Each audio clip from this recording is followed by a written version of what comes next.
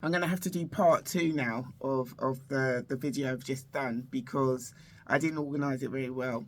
But I was at the situation where, Rebecca was upset about her teachers, Mr. Corduroy and Mr. Walsh, what they had done, sort of sniggered and then looked over in her direction. And that's what really pushed her to the point that she took an afternoon off.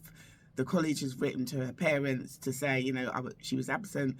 Rebecca's gone back into the college the next day, dumped 25 pence on the desk because it's a private college. So every time they send a letter home to the parents, it costs 25p, and she's annoyed with the secretary. When she does that, one of the teachers are in the office. He then obviously tells her to go downstairs to speak to the master, should I call him? And then basically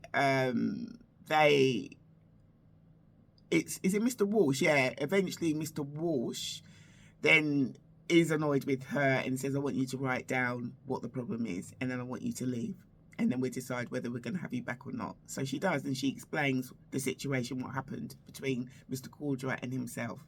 And then she goes home. Where am I now? Now I've missed the page that was on now. Yeah, so then she goes home and she hasn't told her parents. She waits until they actually get the letter in the morning. I don't think she tells her parents straight away. It's like this vicious cycle, isn't it? It looks as though things are getting better, and then because things are getting better, it then has to involve, because normally it's the students, now it's the teachers.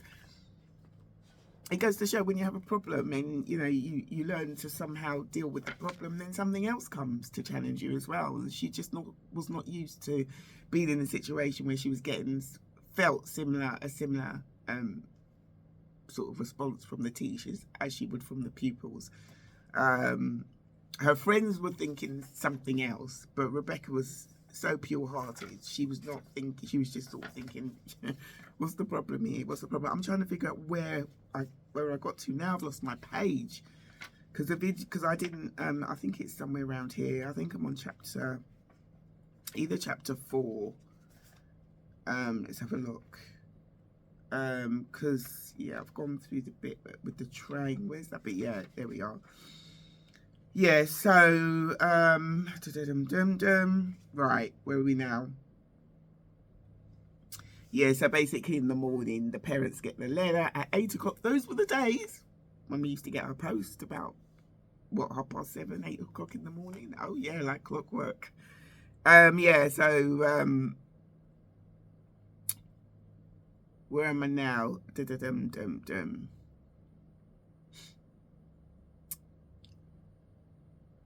Yeah, so basically, Rebecca woke up early in the morning. She put on her robe and went downstairs slowly to the kitchen. The letter was already there. So they must have, postman must have come about 7:30 then in the morning or something. Amazing. Yeah, on the top freezer. Her parents were obviously both amazed, and she knew she could not avoid confrontation. And basically what it is, Mrs. Barracle just didn't like the fact that she'd used the word PISS. Even I'm saying it, I'm even spelling it because I just don't like using words like this. Yeah, this is the way that she was raised up. This was the way that I was raised up, not to sort of like use words like this. Yeah, so they photocopied the letter and sent it to her parents. It's like, whoa. It's like,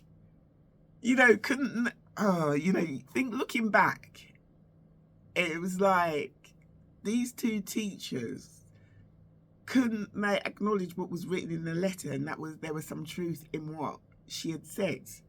And I just don't, now, I mean, while I was writing this, when I was writing this down, I wasn't thinking like I'm thinking now, so yeah, her parents were obviously both amazed, and she knew she could not. I've just read that. Yeah, Mrs. Barracle directed her daughter's attention to the letter, and Rebecca was horrified and embarrassed to see that the envelope also contained a photostat of the letter she herself had written. Her parents had never allowed their children to swear or use bad language. She had used the expression, like I've just said, and her mother could not believe this of her daughter and was standing nervously in her nightie. I don't know what this is all about, and I don't even know that you could write like this, Mrs. Barracue said. Rebecca stood still and she felt it would be better if she remained silent until her mother calmed down. Her father said nothing at all, letting his wife deal with the problem, although Rebecca thought that he probably understood the situation to some extent from her point of view. I did find that. I felt as though my dad understood me more than my mum. I did find that. I feel as though my mum was so sort of like focused on the word that I'd used instead of really looking at the whole letter I'd written. You know, in this day and age, I guess, then I guess it's different from now. But now, if a child actually wrote something like that, you would sort of think, so what's going on with the teachers then? You know, and I would like, well, I want to talk to the teachers and find out what was going on. Why were you smoking at my daughter and then looking? I would, you know, but I think that is different now. Then it's different from how it is now. Do you know what I mean? And the focus was the fact that I'd written that word, and also my parents trusted the teachers. They were good teachers there, and they you know, they trusted them. I guess that's probably why they took it from that angle. Yeah, so after the drama in the kitchen, Rebecca went back upstairs where she washed and got dressed for the day, knowing that her father would allow her to go along to the hardware store to help out. In fact, no sooner was she dressed than he called her. "Hurry up," he said, "because I'm going to the store." Rebecca was glad that her father had asked her instead of having to ask him. Within minutes, she was ready. Father and daughter proceeded to the front door, headed for the car, jumped in and drove off to the shop. Rebecca had just been suspended from her college, so instead would now be assisting her father in the hardware store and also earning a small salary for her help. It was ironic, but she felt sure that something good would come out of her new situation. Yeah, so there you go. That's just another sort of thing, you know, that's happened. I mean, with the train situation, that's just because in the part one, I talk about how, you know, Rebecca's taken the afternoon off because she's upset about what happened with the teachers. And, you know, while she's on the train, she's looking down at the track and it's saying, "Jump, jump, Rebecca, jump, jump, Rebecca, jump." You know, and so, you know, luckily her mind sort of drifted away from that and nothing drastic happened. Yeah, so there you go. Now then, how far am I into? Yeah, I mean, I could have, because I'm trying to think how long. I won't make this part too long because I spoke for about 15 minutes on the other one.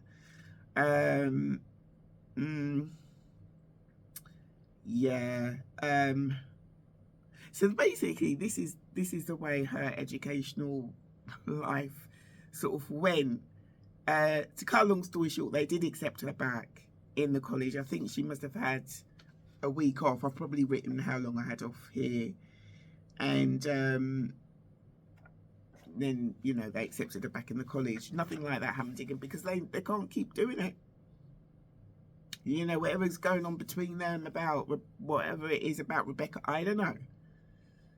They knew that they couldn't do that, and you just stop that. It's not a good thing to do. It's not a good thing to do, you know. It's not a good thing to do. And people could sort of look at that and get the wrong idea.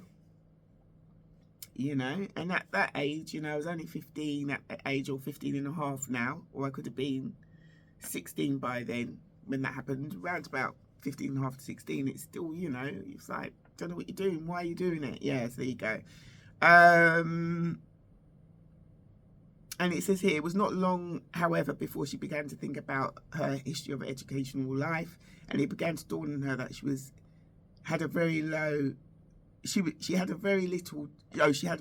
to show for it. In fact, she began to look at herself with low self-esteem, allowing for the fact that she was a friendly and pleasant-looking human being with serious thoughts and feelings. She felt so disadvantaged at not having the regular company of her friends at college. However, Rebecca was not the person to feel sorry for herself for long, and her delightful personality and character meant that she usually appeared happy in public.